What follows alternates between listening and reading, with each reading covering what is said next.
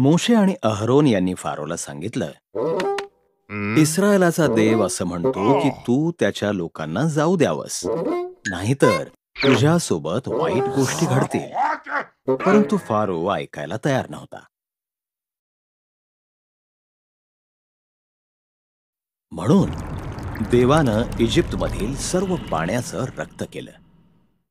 ते कुणीही पिऊ शकत नव्हतं. मग त्यानं इजिप्तमधील लोकांची घरं बेडकांनी भरून टाकली. सर्वत्र बेडूकच बेडूक होते.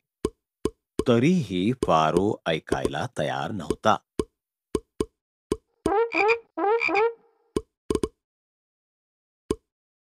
म्हणून देवानं संपूर्ण इजिप्तमध्ये आकाशात उवा पसरवल्या. धूळ पडते तशा त्या लोकांवर पडल्या. मग त्याने इजिप्त देशावर माशा पाठवल्या. तरीही फारो ऐकायला तयार नव्हता. म्हणून देवानं इजिप्तमधील सर्व प्राणी ठार केले. घोडे, गाढव, उंट, शेरडं, मेंढरं, गायी आणि बकऱ्या हे सर्व मरण पावले. मग त्यानं इजिप्तमधील लोकांच्या शरीरावर मोठे मोठे फोड आणले.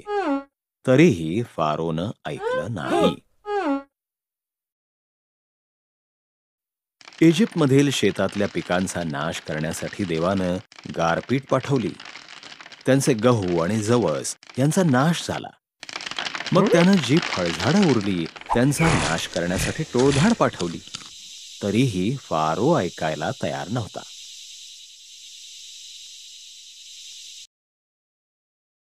मग देवानं संपूर्ण देशात अंधकार पाठवला. परंतु पुन्हा फारोनं ऐकलं नाही.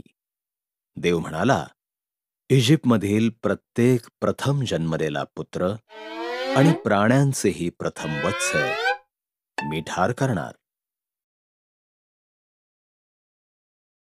माझ्या लोकांनी एक कोकरू ठार करावे, ते खावे आणि त्याचे रक्त आपल्या दारांच्या पट्ट्यांवर लावावे.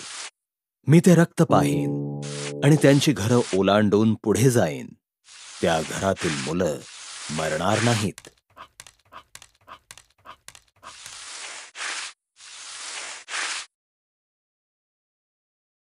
तुम्ही याला वल्हांडण असं म्हणा आणि त्याची निरंतर आठवण करा.